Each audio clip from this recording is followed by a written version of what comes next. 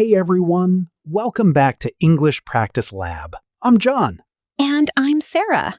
Today's episode is a little different from our usual grammar lessons, and honestly, it might be one of the most useful ones we've ever made. We're talking about small talk, 20 phrases that real native speakers use every day, not the stiff, formal stuff you memorized for a test years ago. Because here's something nobody tells you. You can study grammar for years, know hundreds of vocabulary words, and still completely freeze up when a coworker walks past and says, "Hey, how's it going?" Guilty. I remember the first time I lived abroad. Someone at the gym asked me how my week was going, and my brain just shut down. I said yes to a question that wasn't a yes or no question. It happens to everyone. And it's not because your English is weak. It's because small talk is a completely different skill from grammar. It's rhythm, it's timing, it's knowing the right little phrase for the right little moment. So that's exactly what we're fixing today. We've organized 20 natural phrases into 4 simple moments. Starting a conversation, keeping it going, reacting like you actually mean it, and ending things gracefully. And at the end, we'll put it all together in one full conversation, so you can hear exactly how these phrases sound when real people use them back to back. Grab a coffee, get comfortable, and let's get into it. Before we jump into the phrases, let's talk for a second about why this even matters. A lot of learners think small talk is pointless, just noise before the real conversation starts. But it's actually the opposite. Small talk is the doorway. If you can't handle those first 30 seconds, you never even get to the interesting conversation. People decide almost instantly whether talking to you feels easy or stressful. And the good news is, small talk isn't about being clever or having something fascinating to say.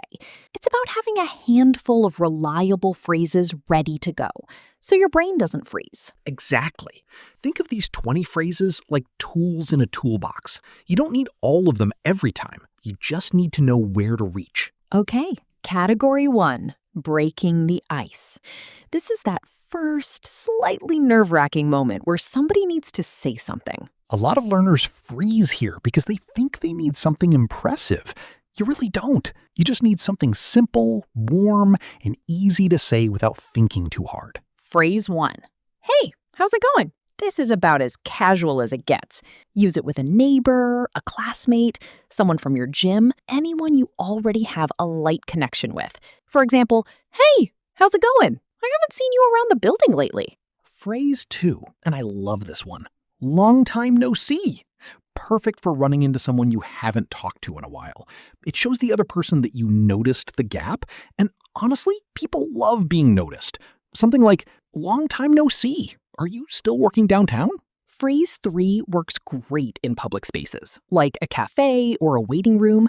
Mind if I sit here? It's polite, it's short, and it naturally opens a door if the other person wants to chat. A typical follow-up would be, mind if I sit here? This is the only free table left. Number 4 is handy when there's nothing obvious to talk about yet, so you comment on the situation itself. This place is busy today, isn't it? You're finding something small that you can both agree on immediately. You could add, this place is busy today, isn't it? I've never seen a line this long. And phrase 5 for when you genuinely haven't met the person before. I don't think we've met. I'm Sarah. It's direct, friendly, and it takes the pressure off both of you. A natural reply usually sounds like, I don't think we've met. I'm Sarah. I live just down the hall. Notice what all 5 of these have in common? None of them require you to be funny, clever, or original. They just require you to open your mouth first. Which, honestly, is 90% of small talk. The other person is usually just as relieved as you are that someone said something.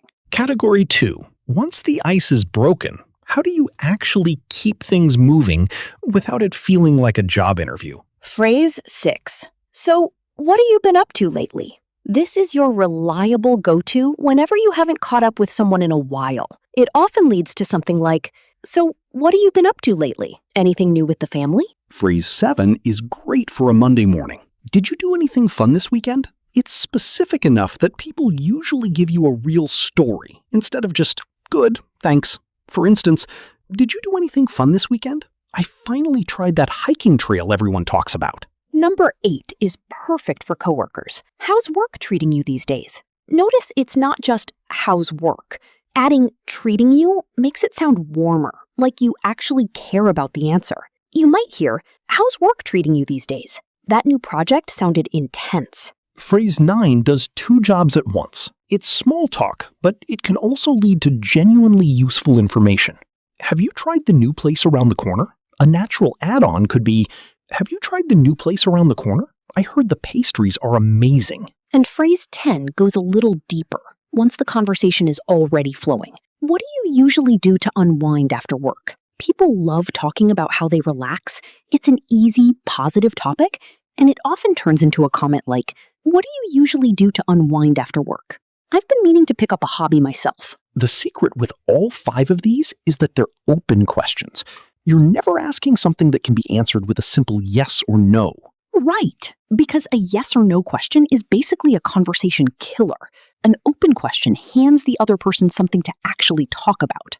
Category 3. And honestly, this might be the most underrated skill of all, how you react to what someone says. This is where a lot of learners accidentally kill the conversation. Someone shares something exciting, the learner says, "Oh, nice." And then there's this awkward silence because nobody knows what to say next. Phrase 11 is a classic reaction of surprise. No kidding! It's short, it's punchy, and it sounds completely natural coming from anyone. You'll usually hear it as, no kidding! When did that happen? Phrase 12 is for genuinely good news. That's amazing! Congrats! Works for a new job, a new apartment, a graduation, pretty much anything worth celebrating. Followed by something like, that's amazing! Congrats! You totally earned it. Number 13 is one of my personal favorites because it shows empathy without making the moment about you. I can only imagine. It works for both good news and difficult news, as in, I can only imagine how relieved you must feel. Phrase 14 is for when you genuinely want to hear more. Seriously? Tell me everything. It's enthusiastic, and it immediately hands the spotlight back to the other person. Something like, seriously? Tell me everything. Start from the beginning. And phrase 15 shows you're actually processing what they said, not just waiting politely for your turn to speak. That makes so much sense. A natural follow-up might be, that makes so much sense given everything you told me before. Here's an important tip, though.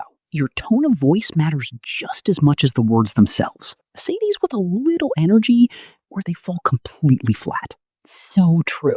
No kidding, said in a flat, bored voice, basically communicates the opposite of what you're trying to say. Category 4, and this is the one almost nobody teaches.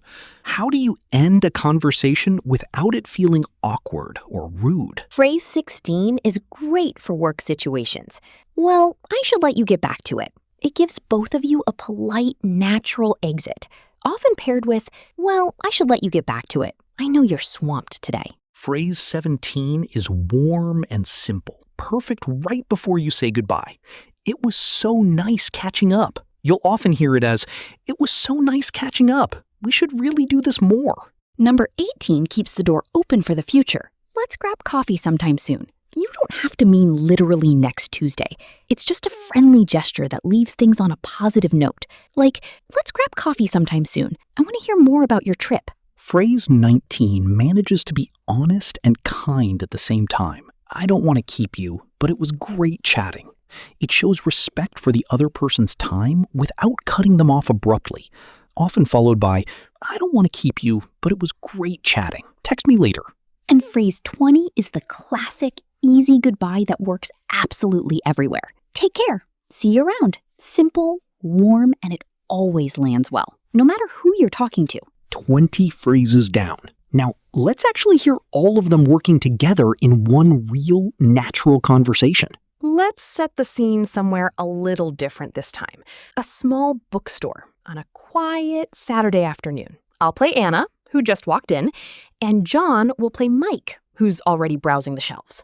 Sounds good. Here we go. Hey, how's it going? Long time no see. Anna, wait, I don't think we have met, haven't we? At Dave's birthday thing.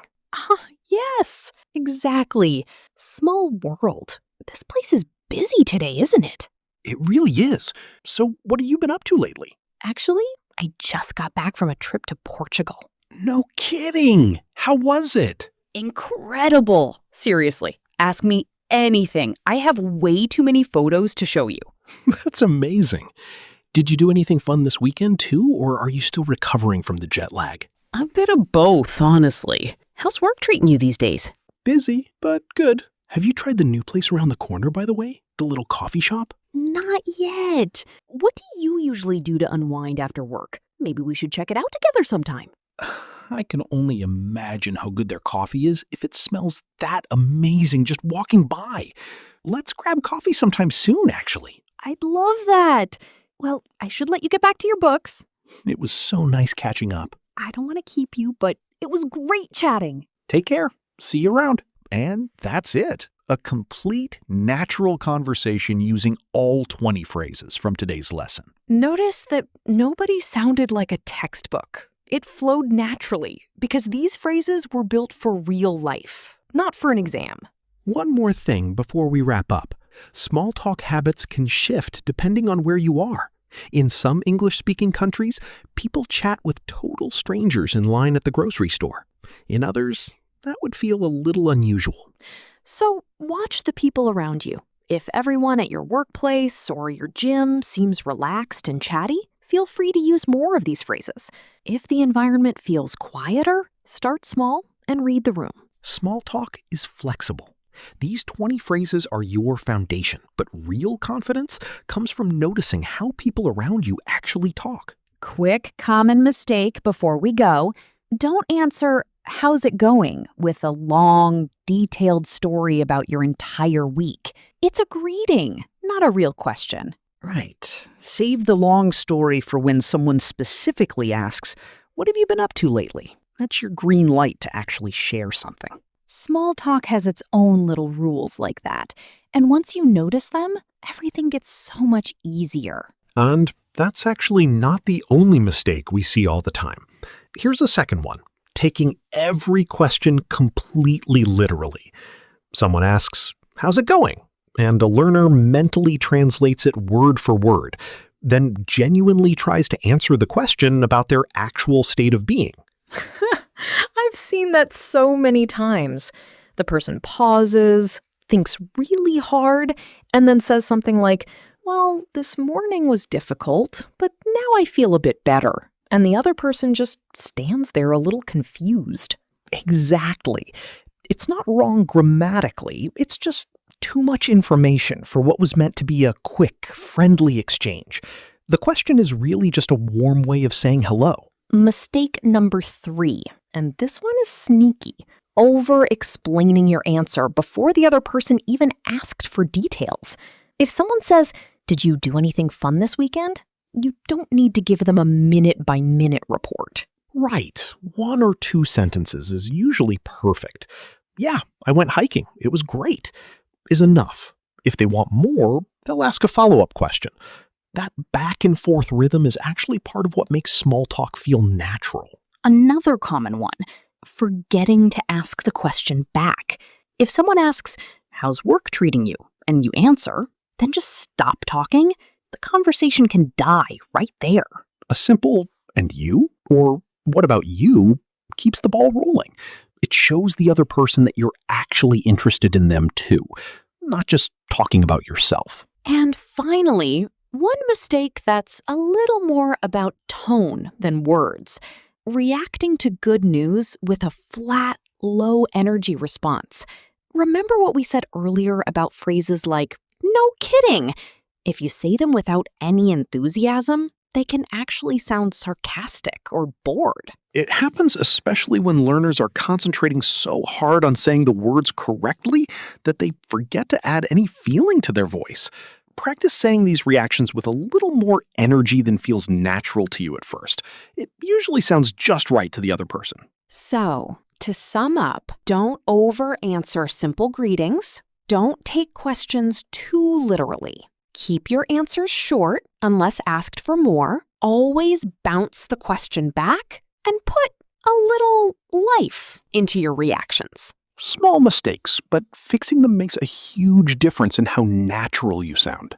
And the good news is, once you notice these patterns, you'll start hearing them everywhere, in shows, in real conversations, even in this very podcast.